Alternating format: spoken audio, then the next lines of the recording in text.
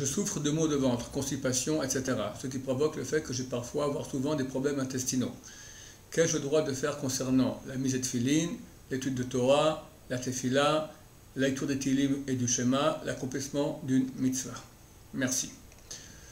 Ok, alors, le fait d'avoir des problèmes intestinaux, c'est-à-dire qu'on a des douleurs, on a toutes sortes de sons intérieurs, c'est aucun problème. Le problème quand ça devient extérieur, c'est-à-dire si on a une flatulence.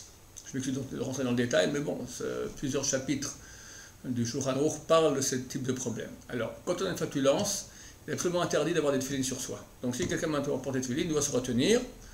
Et s'il n'arrive pas à se retenir, il enlève vite les tefilines pour pouvoir faire la flatulence. Idem durant la Hamida, le Shemona Esrei, absolument interdit qu'on est devant Hachem, et absolument interdit d'avoir une flatulence dans ce type de cas.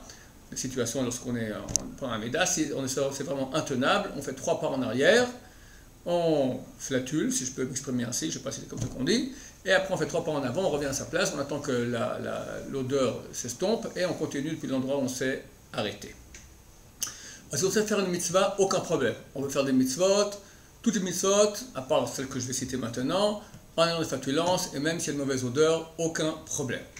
En ce qui concerne l'étude de la Torah, vu que c'est une chose qui est en sainteté, donc on n'a pas le droit d'avoir une flatulence pendant qu'on étudie, donc si on étudie tout qu'on a une flatulence, on s'arrête d'étudier, on devra attendre que l'odeur s'estompe, et là on peut continuer.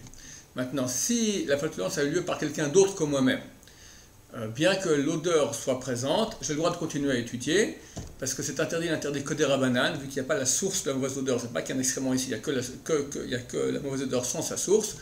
Chazal, les sages de mémoire bénie, n'ont pas voulu interdire de continuer à étudier, même s'il y a une mauvaise odeur due aux flatulences, parce que si on est dans un groupe de 50 personnes, il y a de fortes chances qu'il y ait une ou deux personnes qui aient des problèmes intestinaux, et là l'étude devient impossible, tout le monde devrait s'arrêter, et le bitul Torah, le fait d'arrêter d'étudier est une chose extrêmement grave. Donc, étant donné que ce n'est qu'un interdit des rabbanan, donc on continue à étudier si ce n'est pas nous qui sommes l'auteur de la flatulence. Si c'est nous qui sommes l'auteur de la flatulence, on doit s'arrêter tant que la mauvaise odeur est présente. Mais si la mauvaise odeur provient de quelqu'un d'autre, aucun problème, on continue à étudier. Dans tous les autres cas, c'est-à-dire tous les passages de la prière, hormis la Hamida, inclus le Shema, par exemple pendant le Shema, pendant le Psuké des Imra, pendant les brachot qu'on fait, quelqu'un qui lit Tehilim, tous ces cas-là, alors, dès qu'il y a une mauvaise odeur d'une flatulence, on doit s'arrêter. Dès que c'est sombre, on peut continuer. Et bien sûr, quand nous faisons une flatulence, on doit aussi s'arrêter. Alors, je souhaite à Hachem de ne pas avoir de problèmes intestinaux et que toute votre prière soit reçue par Hachem. Amen.